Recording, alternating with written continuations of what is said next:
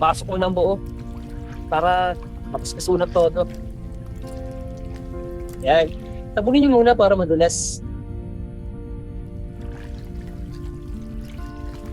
Di ba? Sure na bubula yan. May tunog-tunog pa. O, di ba? Very balan. Oo naman. Expert ako dyan eh. Kasi sa bawat mong galaw, hindi ko maintindihan. Para bang ako'y natutunaw. Wala ka man sa aking harapan. Alaala mo'y naiwan. Wala akong ibang masabi kundi